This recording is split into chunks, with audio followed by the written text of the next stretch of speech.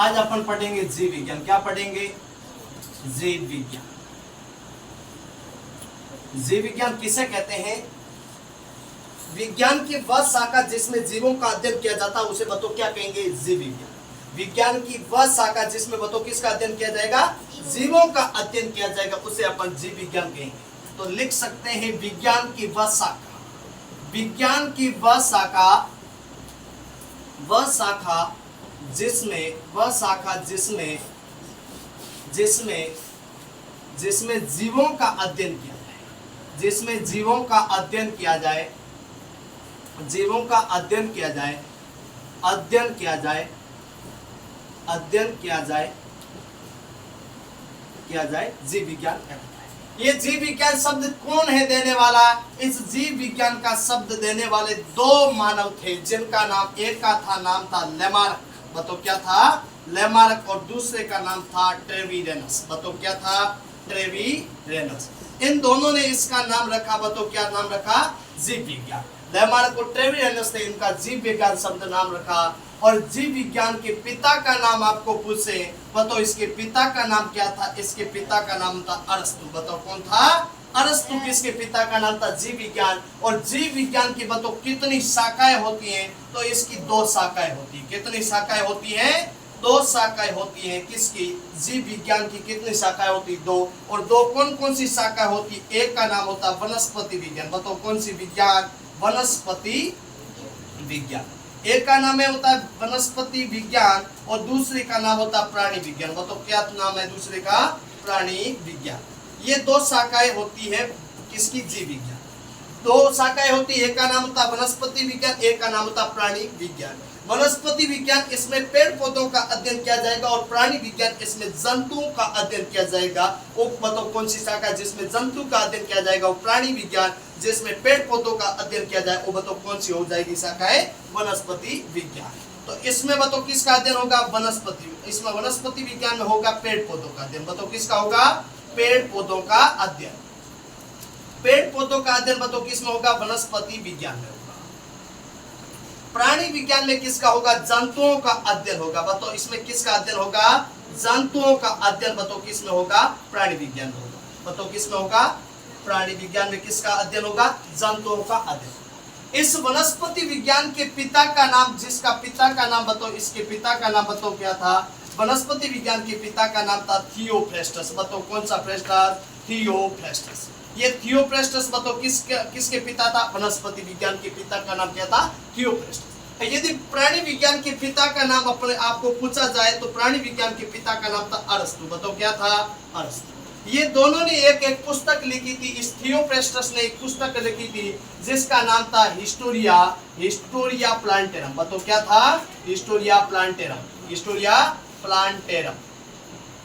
Historia plantarum पुस्तक किसकी थी? थियोफ्रेस्टस की। और अरस्तु की पुस्तक का नाम था हिस्टोरिया एनिमिलिया, बताओ क्या था? Historia Animalia, Historia Animalia, Animalia. ये इनकी पुस्तक का नाम है। तो आपको पूछा जाए विज्ञान, जीव विज्ञान किसे कहते हैं? विज्ञान की वह शाखा बताओ जिसमें किसका अध्ययन किया जाए? जीवों का अध्ययन किया जाता है, उसे क्या कहेंगे? जीव विज्ञान। जीव विज्ञान शब्द किसने दिया था? लेमार्क और ट्रेविरेनस ने दिया था। जीव विज्ञान के पिता का नाम क्या था? जीव विज्ञान के पिता का नाम था अरस्तु, बताओ क्या था? अरस्तु था। और जीव विज्ञान की बताओ कितनी शाखाएं होती हैं? दो शाखाएं होती है। एक का नाम होता है प्राणी विज्ञान और दूसरी का नाम होता है वनस्पति। और वनस्पति विज्ञान में बताओ किसका अध्ययन होगा? वनस्पति विज्ञान में पेड़ पौधों का अध्ययन होगा और प्राणी विज्ञान में जंतुओं का अध्ययन होगा।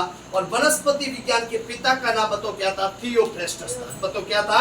थियोफ्रेस्टस। और यदि आपको पूछे प्राणी विज्ञान के पिता का नाम क्या था? तो अरस्तु था, बताओ क्या था? अरस्तु। थियोफ्रेस्टस जो वनस्पति विज्ञान के पिता, इसके पुस्तक था, इसकी पुस्तक का नाम था हिस्टोरिया प्लांटेरम, बताओ क्या नाम था पुस्तक का? Historia plantarum. बताओ किसकी पुस्तक थी?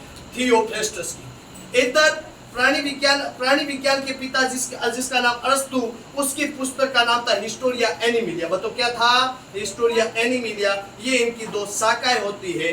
अब आगे पढ़ते हैं अपन कोशिका, बताओ क्या पढ़ते हैं? कोशिका पढ़ते हैं। कोशिका क्या होती है? तो सबसे पहले कोशिका होती क्या है इसके बारे में अपन जानते हैं।